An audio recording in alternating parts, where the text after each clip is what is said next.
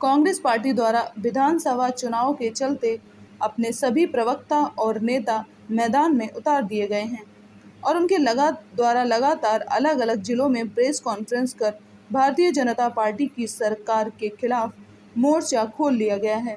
ग्वालियर में कांग्रेस के राष्ट्रीय प्रवक्ता सुरेंद्र सिंह ने पत्रकारों से चर्चा करते हुए भाजपा सरकार और केंद्रीय मंत्री ज्योतिरादित्य सिंधिया पर जोरदार निशाना साधा है। कांग्रेस प्रवक्ता सुरेंद्र सिंह ने कहा है कि पूरे मध्य प्रदेश में लगातार बेरोजगारी बढ़ रही है। ग्वालियर अभी बेरोजगारी में टॉप पर है। ग्वालियर अंचल के सभी उद्योग धंधे बंद कर दिए गए हैं। बेरोजगारी के कारण यहां अपराध भी बढ़े हैं। इसके साथ ही ग्वालियर परिवहन के क्षेत्र में भी लगातार पीछे चल रहा है। किसी ज़माने में ग्वालियर में नैनो ट्रेन चला करती थी और आज परिवहन के बसें भी नहीं चलती हैं। केंद्रीय मंत्री ज्योतिरादित्य सिंधिया वादे तो बड़े बड़े करते हैं, लेकिन धरातल पर ग्वालियर लगातार पिछड़ता जा रहा है। ये जो आप नहीं जानते हो, आप ही लोगों की वजह से हम लोग इन मुद्दों को पकड़ पाते हैं। ग्वालियर जो है पूरे प्रदेश में बेरोजगारी में इस वक्त नंबर 1 है।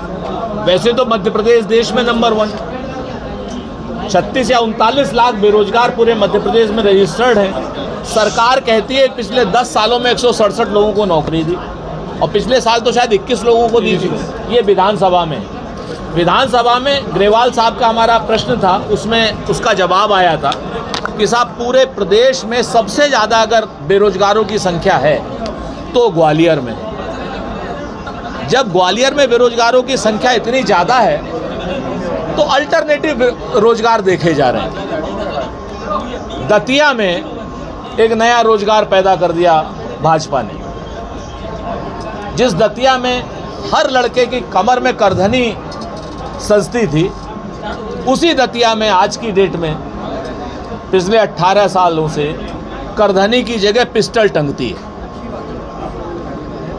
पिस्टल टंगी यानी लूट, अपहरण, डकैती, छिनैती, खनन, अवैध खनन, दूसरे के ऊपर बुलडोजर चलाना। हमारे साथी हैं राजेंद्र भारती जी, उनको बर्बाद करने का काम कर दिया एकदम आपके सामने।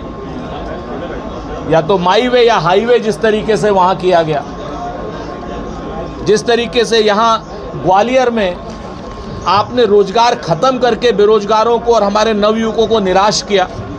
मैं अभी स्टेडियम जाता हूँ, देखता हूँ बच्चे जो हैं दरोगा की परीक्षा की तैयारी करते हैं। अगर आपके सामने हो पिछले 5 सालों में अगर दरोगा की परीक्षा हुई हो तो बता दें। ओवर एज हो गए बच्चे, ओवर एज मतलब आँख से आंसू नहीं निकलते, उनके खून निकलता है। तो ये सारी की सारी व्यवस्थाएं जो चरमराई हुई हैं शिवराज शासनकाल में, और जिस तरीके से ग्वालियर को किसी वक्त ग्वालियर मॉडर्न सिटी होता था, भोपाल का नंबर 1 सिटी होता था, सॉरी मध्य प्रदेश का, आज कहाँ है वो?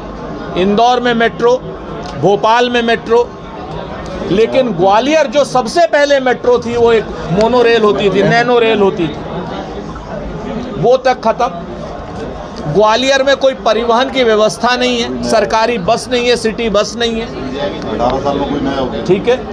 पिछले 18 सालों में कोई नया कारखाना नहीं है। जो पुराने कारखाने या पुराने इंडस्ट्रियल एरिया कांग्रेस की रिजीम में माधवराव साहब के समय में आए थे, मालनपुर, वो भी बंद। आपकी नज़र में जिम्मेदार कौन है इन सबके लिए? देखिए 18 साल का तो कुशासन शिवराज सरकार का है, इसमें तो कहीं कोई दो राय नहीं है। और Bharatiya Janata party solely responsible है, और भारतीय जनता पार्टी में जो जो हमारे यहाँ का भी गया वो भी सोलली रिस्पॉन्सिबल है। आप देखो ना, रोपवे नहीं करेंगे, अगर रोपवे कर देंगे तो यहाँ के बच्चों को रोजगार मिल जाएगा पर्यटन के लिए। कैसे कर दें वो लोग? उनके महल दिखने लग जाएंगे, उनकी प्राइवेसी भंग हो जाएगी। और वो लोग हैं जो अपने महलों की पुताई भी सरकारी खर्च पे करा रहे, स्मार्ट सिटी से करा रहे। हजारों लाखों करोड़ रुपए की रोज उनकी कारोबार की आमदनी है, लेकिन सरकार के पैसे से अपने महल तो करा ले रहे हैं, सरकार के पैसे से कराने, या कराओ ना ग्वालियर के सारे लोगों के मकान आप पेंट करा दो भाई, हम भी मतलब फिर उसके बाद कराओ अपना। कांग्रेस लगातार उनको भूमाफिया कहते रही है, तो अगर आपकी सरकार आती है तो FIR कराएंगे? देखिए, जितने गलत काम होंगे, अब गलत कामों पर पर्दा नहीं डाला जाएगा, कानून अपना काम करेगा। कांग्रेस बदले की राजनीति नहीं करती, बदलाव की राजनीति करती है। जो भी गलत काम करेगा, वो भूमाफिया जो होगा, उसके खिलाफ कठोरता से कार्रवाई होगी। नेता प्रतिपक्ष लगातार बोलते रहे हैं सिंधिया जी के बारे में। निश्चित तौर पर उनके जितने कागज होंगे, जितने उनके पास प्रमाण होंगे, उस हिसाब से कार्रवाई कठोरतम धाराओं में होगी, लेकिन बदले की भावना से नहीं, बदलाव की भावना से। मध्य प्रदेश में सबसे ज्यादा शस्त्र लाइसेंस कुछ कमाई शुरू करेंगे अगर आपकी सरकार आती है? देखिए, मैंने आपसे पहले ही कहा कि भारतीय जनता पार्टी के नेतृत्व में जिस तरीके से लोग बताते हैं, आप ही लोग बताते हो, 5 लाख रुपए रेट ठेके पे, और भारतीय जनता पार्टी वालों से स्पेशल डिस्काउंट होता है, बताते हैं लोग कि 2 लाख रुपए डिस्काउंट है, 3 लाख रुपए। आप ये व्यवस्था बंद कर दो, अपने आप ही योग्य लोगों को मिलेंगे लाइसेंस। भाई, लाइसेंस आत्मरक्षा के लिए जरूरी है, जिनको जरूरत है उनके लिए तो हमारा पूरी शासन की व्यवस्था है ना।